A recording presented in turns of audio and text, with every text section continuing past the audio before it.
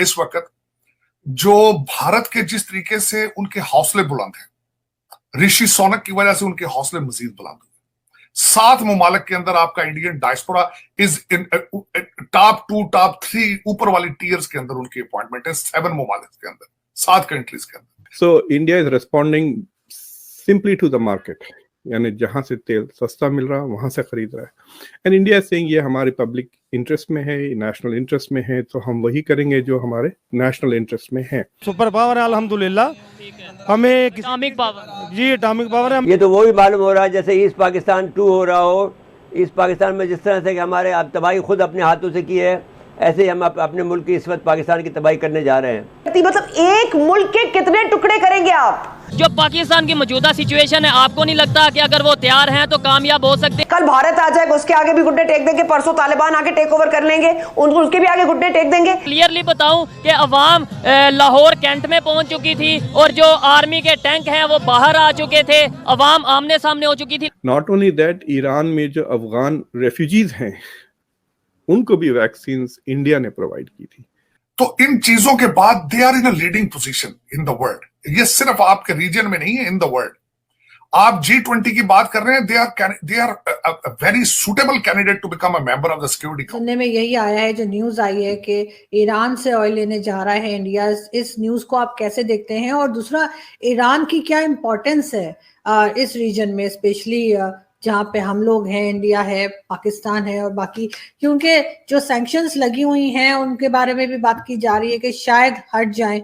देखिए, मतलब there are many issues. India की जो ऑयल पॉलिसी है, अमेरिका के सैंक्शंस और अमेरिका और वेस्टर्न ममालिकों के सैंक्शंस के बावजूद इंडिया ने अपनी स्ट्रेटेजिक ऑटोनॉमी मेंटेन करके रशिया के साथ अभी भी वो ऑयल के मामले में ट्रेड कर रहे हैं। और आपने देखा होगा कि 1 महीने के लिए मेरे ख्याल से सितंबर या अगस्त में इंडिया की ऑयल परचेजेस रशिया से कम हुए और फिर बढ़ गए। So India is responding simply to the market, यानी जहां से तेल सस्ता मिल रहा है वहां से खरीद रहा है। एंड इंडिया सेइंग ये हमारे पब्लिक इंटरेस्ट में है, नेशनल इंटरेस्ट में है, तो हम वही करेंगे जो हमारे नेशनल इंटरेस्ट में है। और इंडिया के इन तीनों मुल्कों से ताल्लुकात अच्छे हैं। अमेरिका के साथ क्वाड में है, अमेरिका के साथ तकरीबन I2U2 में है, यूनाइटेड अरब एमिरेट्स के साथ भी है, सऊदी अरेबिया के साथ भी इंडिया के ताल्लुकात अच्छे हैं और इजराइल के साथ तो है ही। तो India has to play the same game जिस तरह वो रशिया के साथ और अमेरिका के साथ खेल रहा है, यानी playing with both partners. Middle east में ये और कॉम्प्लिकेटेड हो जाता है, तो India has to play with Saudi Arabia and Iran, with Israel and Iran, with UAE and Iran. तो देखिए आप, इंडिया के लिए इट्स लाइक सेइंग के टाइट रोप वॉक, हर सिचुएशन में it's a tight rope walk, maintaining a balance. तो वो इज अ जियोपॉलिटिकल कॉन्टेक्स्ट जिसमें इंडिया इज ऑपरेटिंग। लेकिन इंडिया के काफी ताल्लुकात है। मैं देख रहा था 2012 में भी तकरीबन उसी किस्म का स्टेटमेंट था middle east ministry of external affairs में, और 2019 में भी वहां से शुरू होता है कि हमारे ईरान के साथ बहुत पुराने ताल्लुकात है। अगर इंडिया का पार्टीशन नहीं होता तो India would have shared a border. और एक इश्यू बहुत बार बार हर स्टेटमेंट में आता है कि रीजनल कनेक्टिविटी। तो आप जो चाबहार पोर्ट को ले लें, जो एक्चुअली आपके ग्वादर पोर्ट से ज्यादा दूर नहीं है, मेरे ख्याल से 100-150 किलोमीटर दूर ही है।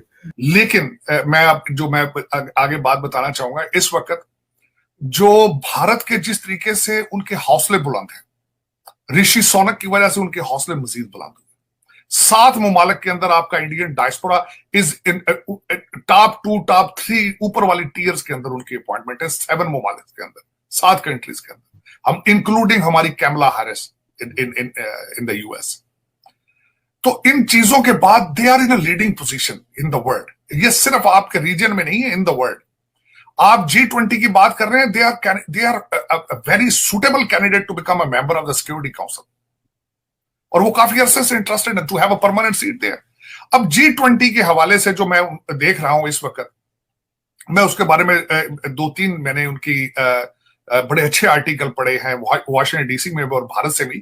तो वो एक इससे फायदा उठाएंगे लीडरशिप के लिए कि इस वक्त जो मैंने पहले आपको अर्ज करा था, जो इंटरनेशनल चैलेंजेस हैं, इस वक्त G20 के जो मेंबर हैं, जो वो उनमें कई ऐसे ममालिक हैं जो हालते जंग में हैं।